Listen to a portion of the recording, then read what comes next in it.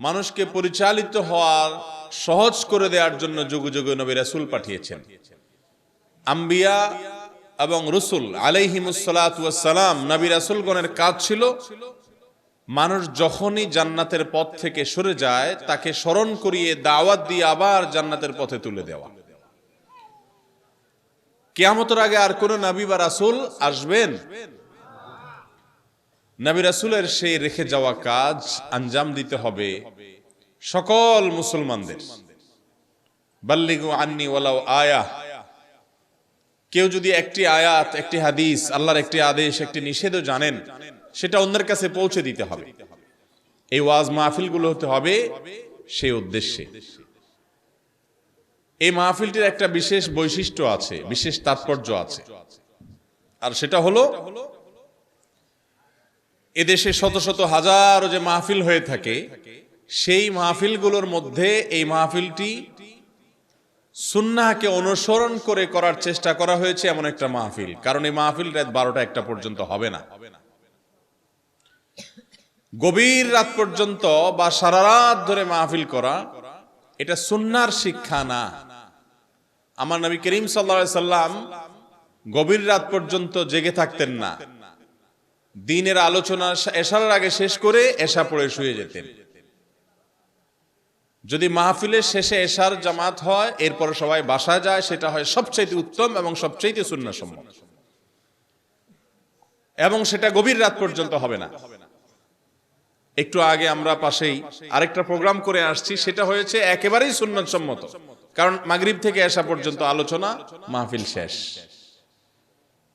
গভীর রাত পর্যন্ত ওয়াজ শুনে যদি ফজর নামাজ পড়তে না পারেন, এই ওয়াজ শুনে কোনো ফায়দা হলো? কিন্তু বাস্তবতা হলো ওয়াজ শুনতে যত মজা লাগে ফজরের নামাজে এত মজা আমাদের লাগে না। কারণ ওয়াজে বক্তা সাহেব মায়ের পেঁচ দিয়ে কথা বলবে, হাসাবে, কান্দাবে, হ্যাঁ, শুনতে ভালোই লাগবে, মজাই লাগবে, রসের রসের কথা বলবে, মাঝে মধ্যে আবার গজল শোনাবে, ভালোই লাগে। কিন্তু ফজরের সময় কাঁথা কম্বল ফেলে মসজিদে যাওয়াটা বড় কষ্টের, ঠিক না ভাই? ঠিক। তো এই জন্য রাতভর ওয়াজ শোনা, শত শত মাহফিল শোনার চাইতে একদিন জামাতের সাথে, ইহতিমামের সাথে ফজর নামাজ পড়ার গুরুত্ব অনেক বেশি।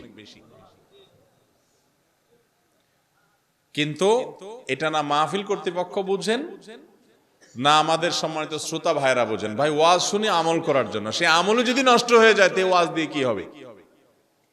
এত মাহফিল কিন্তু পরিবর্তন নাই। এর একটা কারণ এটাও যে সুন্নাহ সম্মত উপায়ে মাহফিল হয় না। আলহামদুলিল্লাহ, এই একটা মাহফিল পেলাম যেটা গভীর রাত পর্যন্ত হবে না, পোস্টারে লিখে দিয়েছেন যারা ওয়াজ মাহফিল করতে চান তারা এটা আমল করতে পারেন, এবং বিষয় ঠিক করে দিয়েছেন।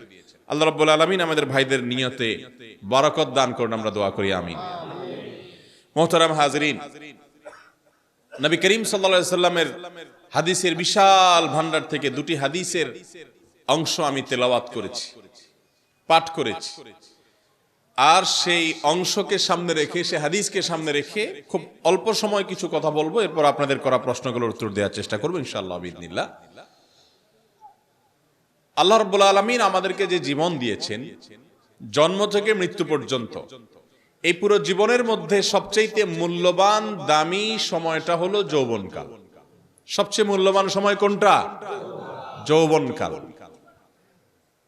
শিশু বা কৈশোরকাল এটা তো হিসাবই হবে না আল্লাহর কাছে, হিসাবের খাতাই খুলবে না বালেগ হওয়ার আগ পর্যন্ত।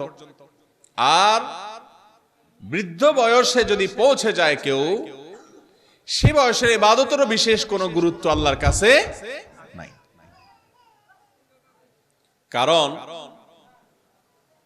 যখন মানুষের অপরাধ করার ক্ষমতা থাকে, অপরাধ করার তাড়না থাকে, প্রেরণা থাকে, পাপের পথে যাওয়ার সমূহ আহ্বান থাকে, সেইগুলোকে ডিনাই করে, সেইগুলোকে অ্যাভয়েড করে, সেইগুলো থেকে নিজেকে বাঁচিয়ে রাখাটা, এটাই হলো ইবাদতের মূল প্রাণ, যেটা একমাত্র সম্ভব তারুণ্যে এবং যৌবন বয়সে।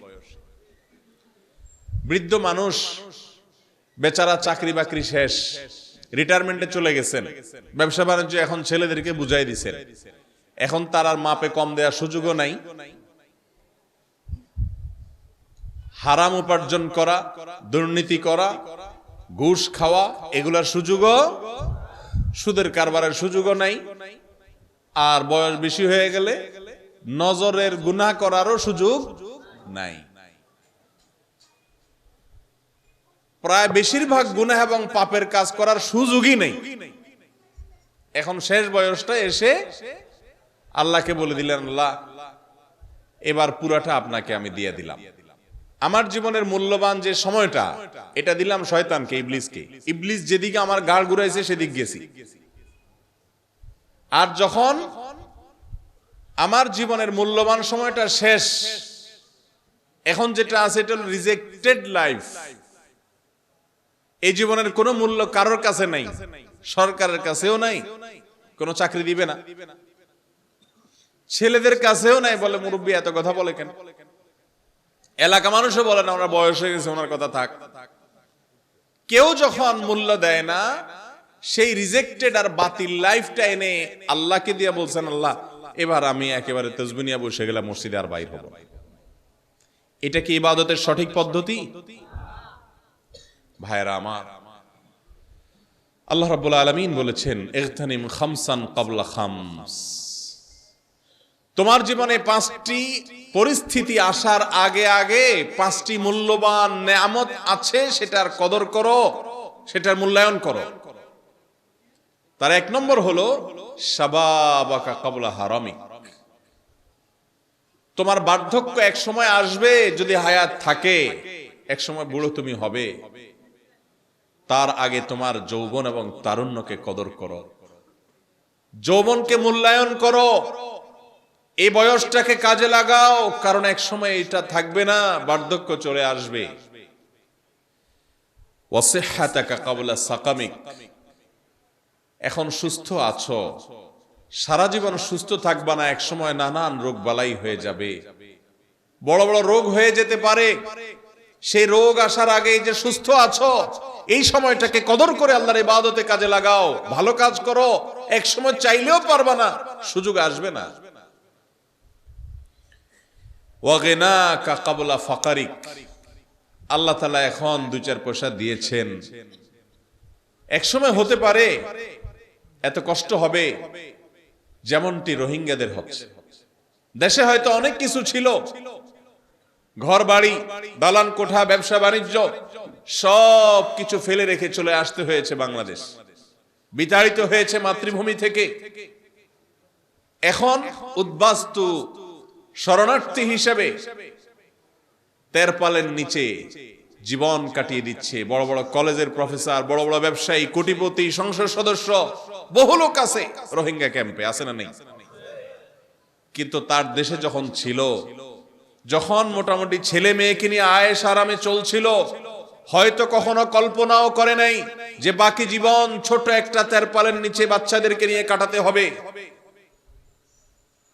এই জন্য নবীজি বলেছেন, ওয়াগিনাকা ক্বাবলা ফাকারিক।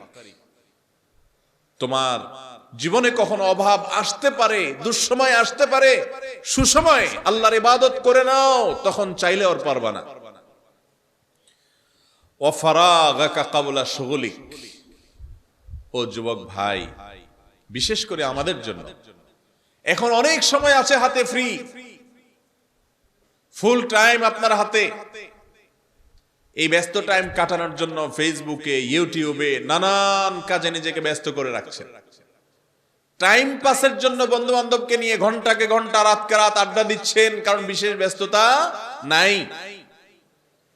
এই জীবন থাকবে না, এক সময় ব্যস্ত হয়ে পড়বেন। তো সেই ব্যস্ততার ভয়াল পরিস্থিতি আসার আগে আল্লাহ যে অবসর সময় দিয়েছেন, এটাকে কাজে লাগান, এটা দিয়ে প্রোডাক্টিভ কিছু করেন, এটা দিয়ে এমন কিছু করেন যেটাতে আপনার আখিরাত বিনির্মাণ হতে পারে, দুনিয়া বিনির্মাণ হতে পারে। সৃষ্টিশীল কিছু করেন, প্রোডাক্টিভ কিছু করেন।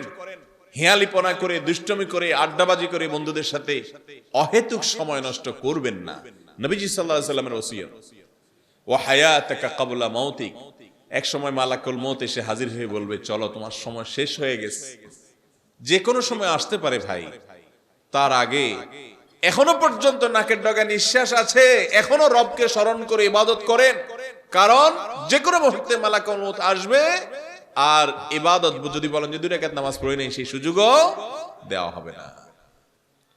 এই হাদিসে আপনি দেখেন, প্রথম যে বিষয়টা নবীজি বলেছেন সেটা হলো তোমার যৌবনকালকে বার্ধক্য আসার আগে মূল্য দাও। অন্য এক হাদিসে আসছে নবী করিম সাল্লাল্লাহু আলাইহি ওয়াসাল্লাম বলেছেন, লা তাজুলু কদমা আদমি আবদিন ইয়াউমাল কিয়ামাতি হাত্তা ইউসআলা আন আরবা। মানুষের 2 পা নাড়াতে সরাতে দেয়া হবে না।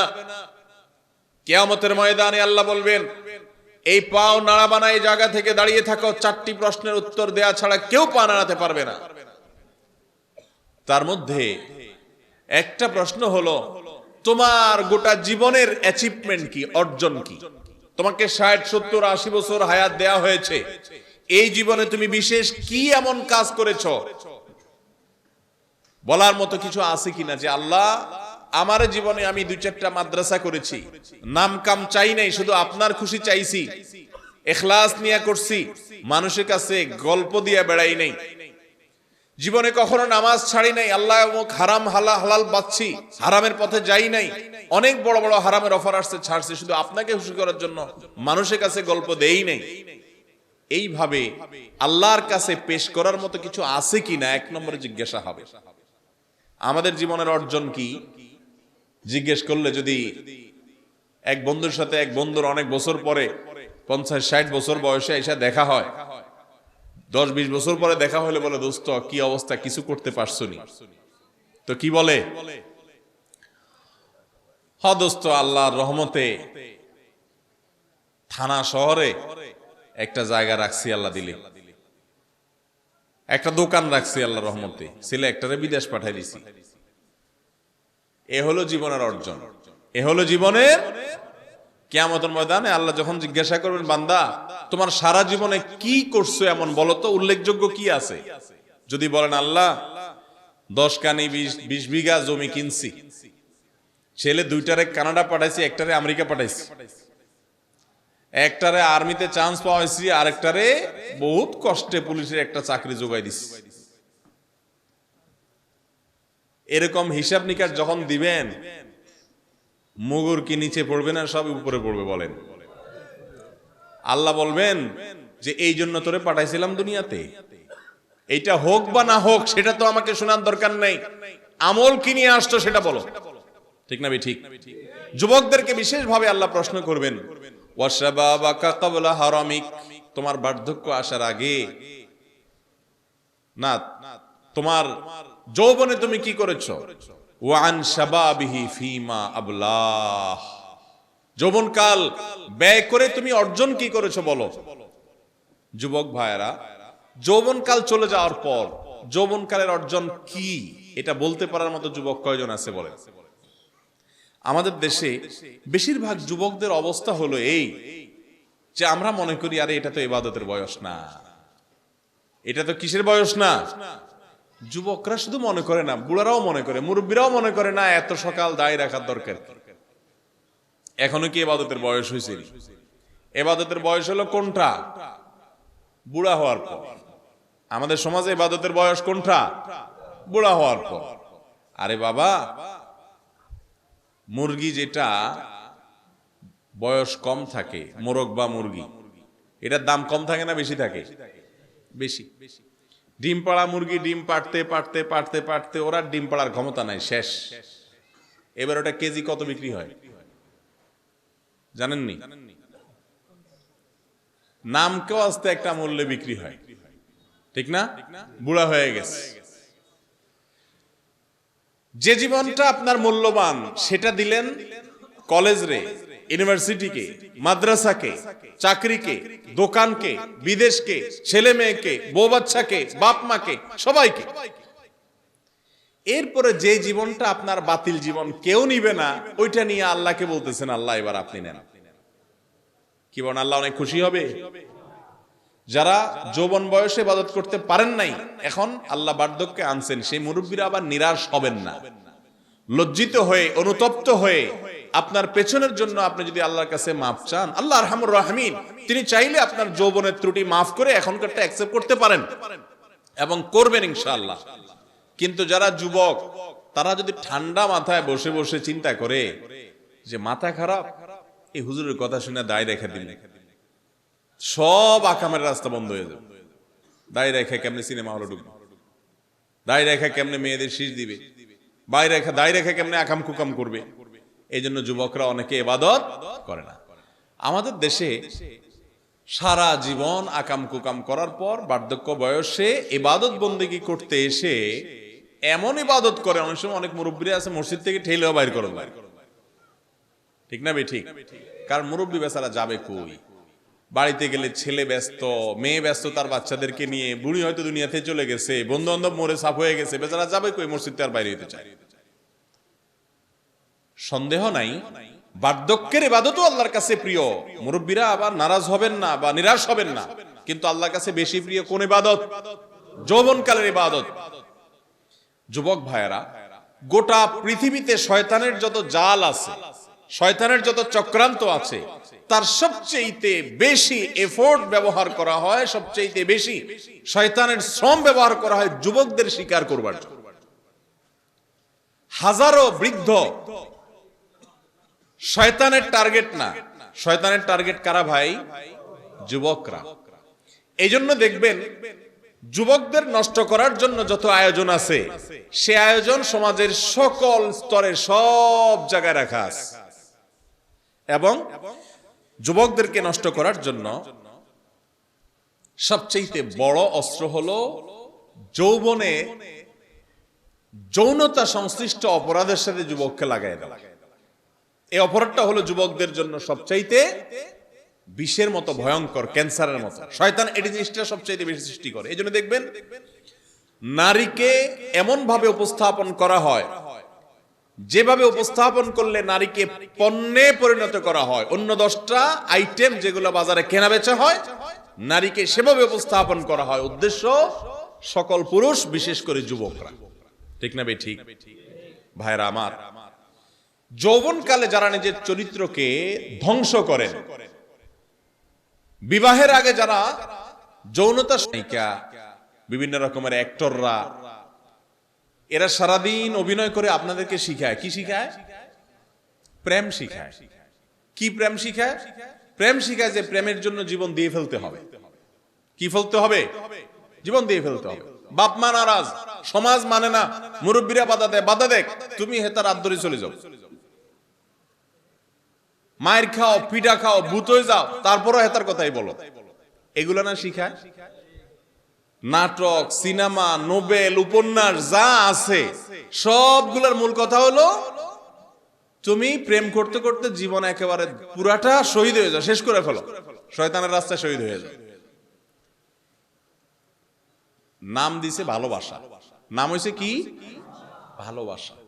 এরা ভালোবাসা শিখায় এবং ভালোবাসার যে শিক্ষক, হ্যাঁ, প্রেম, ভক্তি, ভালোবাসা, মোহাব্বতের যে শিক্ষক, এই শিক্ষক হলো কারা? এই নায়ক নায়িকা, ঔপন্যাসিক, যারা এসব উপন্যাস লেখে, ওনারা যুবকদেরকে প্রেম শিখায়, প্রেমের ট্রেনিং দেয়। ঠিক না? শিষ্যের কি অবস্থা হবে ওস্তাদ দেখলে বোঝা যায়। ঠিক না? এবার আসেন ওস্তাদের হাল একটু দেখি কি হাল। এই যত নায়ক নায়িকা আছে, যত অভিনেতা আছে, তাদের প্রতি সম্মান রেখেই বলছি, বড় অংশ, সবার কথা না, বেশিরভাগদের অবস্থা হলো কয়দিন পর পরই পত্রিকা দেখা যায় যে বিয়ে করছে। শুধু বিয়ে করছে না, বিয়ের নম্বর সহ উল্লেখ থাকে, এত নম্বর বিয়ে হয়েছে। ঠিক না বে ঠিক? এক একটা বিয়েতে কোটি কোটি টাকা খরচ করে বিশাল জাঁকজমকপূর্ণ বিয়ে হয়, কয়দিন পরে দেখা যায় ভেঙে যায়, আরেকটা করে, তাই না?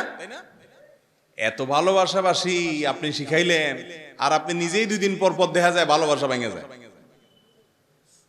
এটা কি আসল ভালোবাসা না 2 নম্বর? এটা টোকা দিয়ে বলে গেল জিনিসটা 2 নম্বর। এই ভালোবাসা কয় নম্বর ভালোবাসা?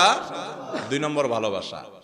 আর আমি সব সময় বলি, যারা একটু বয়সে মুরব্বী আছেন, চাচা মিয়ারা আছেন, একটু খোঁজ খবর নেন তো, চাচির সাথে চাচার সম্পর্কটা, ওই যে কি গুলো জানি আঠা আছে না, সুপার গুলোর চাইতে বেশি চাচার সাথে চাচির সম্পর্কটা বসে গেছে। আপনি কেরান দিটাই নাও সম্পর্ক ভাঙতে পারবেন না। ঠিক বলছি না ভুল বলছি?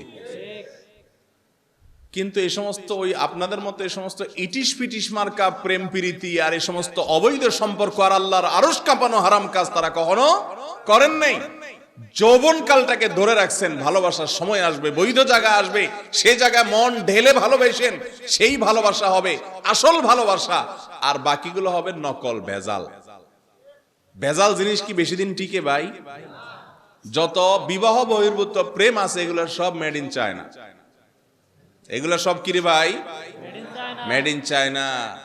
আর বিবাহ এর পরে যে প্রেম হয় স্বামীর সাথে স্ত্রীর, সেটা হলো মেড ইন জান্নাহ। সেটা কোথাকার তৈরি ভাই? জান্নাতের তৈরি। শুরু হয়েছে আদম হাওয়া আলাইহিস সালাতু ওয়াস সালামকে দিয়ে। ঠিক না ভাই? ঠিক। ও ভাই, এই জন্য প্রেম ভালোবাসার যত গান আছে, গান কাজী ইব্রাহিম সাহেব বলতেন প্রায় যে ভালোবাসার প্রেমের যত গান আছে শুনবেন, এই গানগুলা সবগুলা দেখবেন কথা প্রায় ঘুরে ফিরে কাছাকাছি। কি? জ্বলে গেলাম রে, মরে গেলাম রে, আমি শেষ হয়ে যাবে, মরে যাব, বাঁচাতে পারবে না কেউ, তুই আসলে ধ্বংস হয়ে যাবি। ঠিক না ভাই? ঠিক। ওই কপাল পোড়া হারাম পথে যখন পা দেয়, অবৈধ জায়গায় যখন শান্তি খোঁজার চেষ্টা করে, সুখ খোঁজার চেষ্টা করে, প্রথম একটু ভালো লাগে, এরপরে আস্তে আস্তে আসলেই জ্বালা পোড়া শুরু হয়। ঠিক না ভাই? ঠিক। এবং এই জ্বালা পোড়া তাদের জীবনকে জীবন্ত জাহান্নামে পরিণত করে দেয়।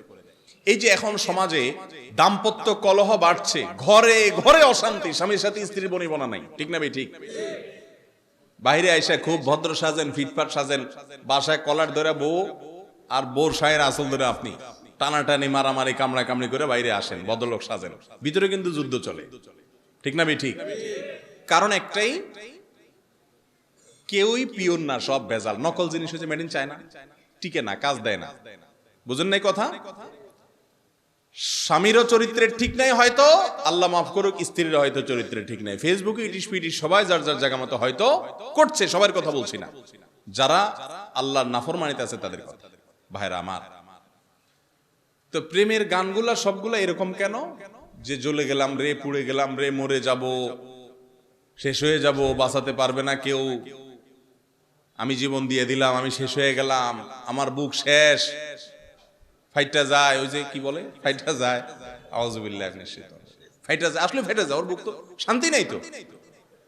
আর যেই লোক, যে যুবক নিজের যৌবন কালকে ধরে রেখেছে সময়ের জন্য, যে বিবাহটা ইনশাআল্লাহ একদিন হবে, আল্লাহ চাহেন তো, আমার জোড়া তো আল্লাহ রাখছে, অপেক্ষা করি, সকল ভালোবাসা উজাড় করে দিব সেই স্ত্রীকে।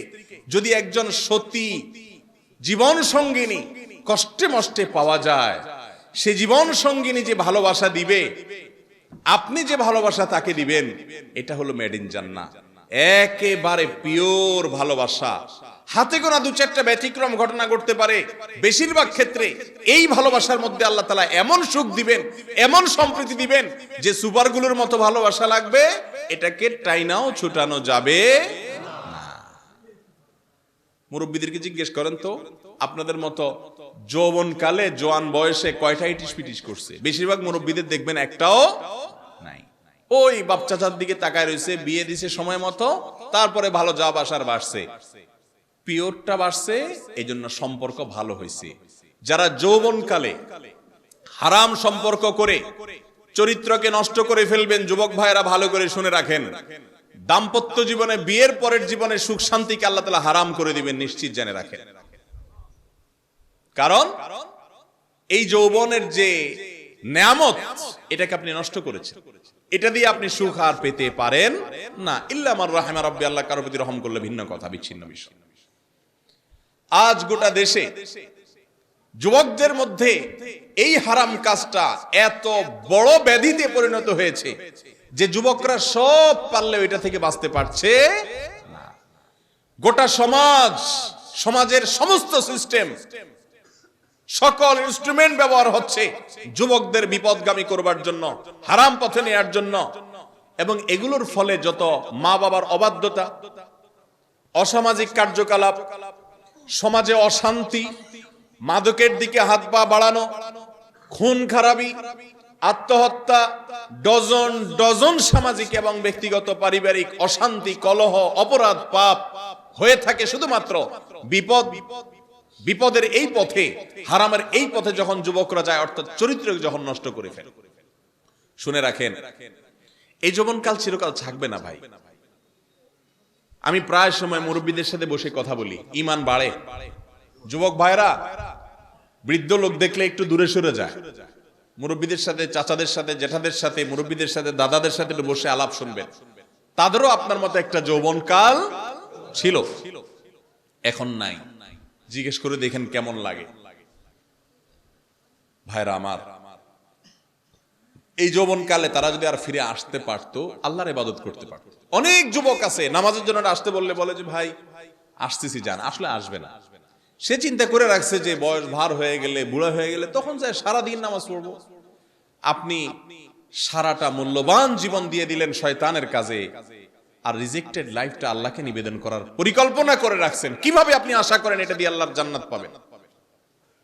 হ্যাঁ, যৌবনকালে বুঝেন নাই, বুড়া বয়সে আল্লাহ হেদায়েত দিছে, এখন এসে আপনি আল্লাহর পথে আসছেন, আল্লাহ দিতে পারে, কিন্তু আপনি ঠান্ডা মাথায় অপেক্ষা করতেছেন, আরে এই বয়সে ভালো হয়ে গেলে কেমনে চলবে? ভাইরা আমার, এই হারাম সম্পর্ক বা মেয়েদের সাথে যে সংশ্লিষ্টতা, এই সাথে সম্পর্ক নাই, এই গুনাহ থেকে মুক্ত এমন যুবক এখন সোনার হরিণ হয়ে গেছে। ঠিক না ঠিক? এই মজলিসে তো শত শত যুবক আছেন, আল্লাহ ভালো জানেন। বাকি আমার ধারণা, আমার এই সমাজের যুবকদের মধ্যে কাজ করে আমার অভিজ্ঞতা বলতেছে, বড় অংশের একটা যুবক আছেন এখানেও যে কোনো না কোনো মেয়ের সাথে হারাম সম্পর্ক আছে। ভাইরা আমার, এই গুনাহগুলোর সমস্যা কি জানেন?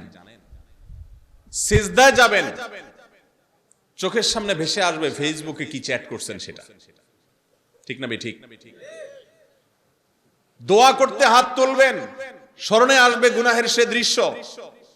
আর এই কারণে আপনার আমার প্রাণের নবী সাল্লাল্লাহু আলাইহি ওয়াসাল্লাম বলে গেছেন, আমি তোমাদের জন্য, হে উম্মত, কিয়ামত পর্যন্ত যারা আসছো শুনে রাখো, তোমাদের জন্য মেয়ে মানুষের চাইতে বড় বেশি ফিতনার জিনিস দুনিয়াতে আমি আর রেখে যাচ্ছি না। এটা সবচেয়ে বড় ফিতনার বিষয়। এখানে মেয়েদের কোনো দোষ নাই। আল্লাহ তাআলা তাদেরকে এমন ভাবে সৃষ্টি করেছেন, তাদেরকে দিয়ে পুরুষের ঈমানের পরীক্ষা আল্লাহ তাআলা নিতে চান, আর এই পরীক্ষায় বেশিরভাগ পুরুষ ধরা পড়ে এবং হারে যায়। যৌবনকাল তো আল্লাহ দিয়েছেন, এটা ধরে রাখেন, সময় মতো যত ভালোবাসা আসি সব ভালোবাসাবাসি করতে পারবেন, প্রেম প্রকাশ করতে পারবেন, জায়গা মতো, অজায়গা মতো করবেন না। আল্লাহ তাআলা আমাদের যুবক ভাইদেরকে হারাম রিলেশন থেকে বেঁচে থাকার তৌফিক দান করুন।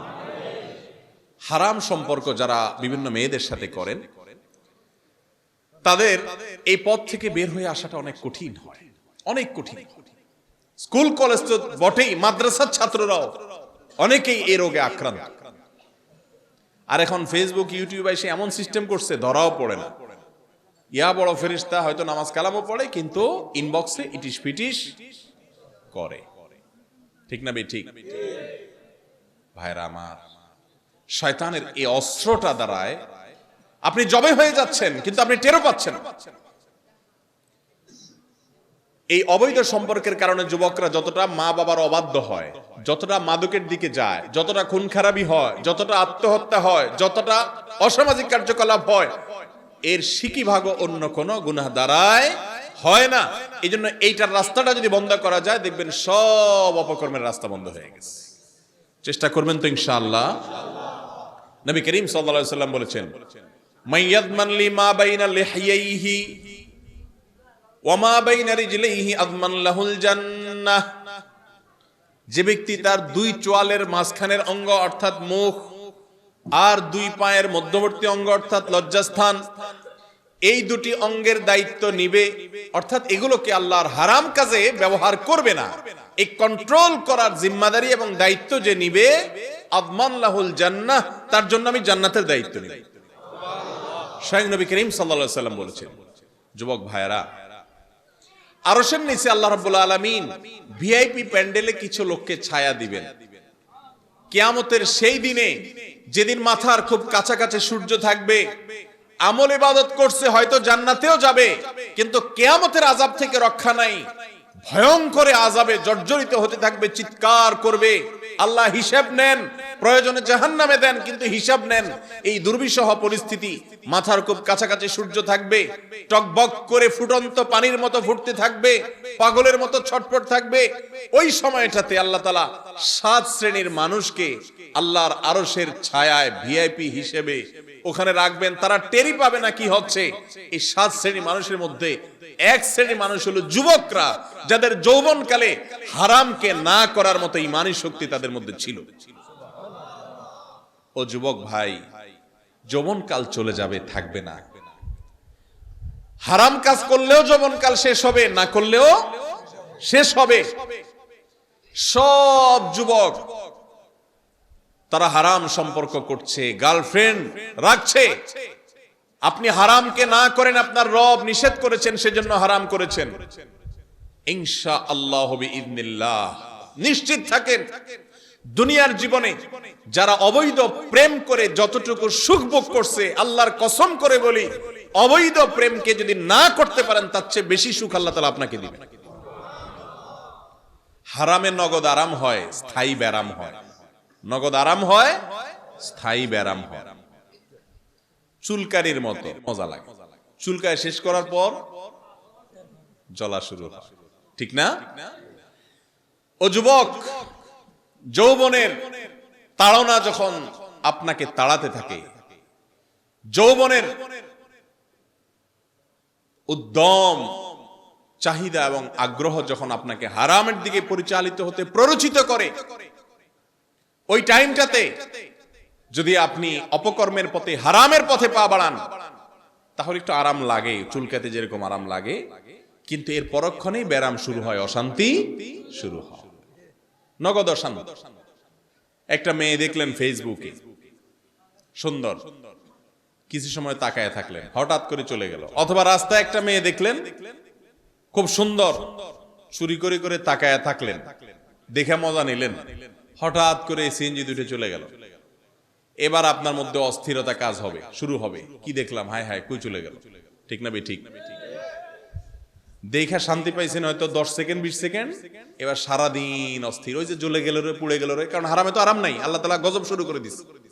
আর বিয়ের পরে বউর হাতে মায়ের ওটা তো আছেই, কারণ যৌবনকাল নষ্ট করছেন, দাম্পত্য শান্তিতে হবে না, সারাদিন ঝগড়া হবে।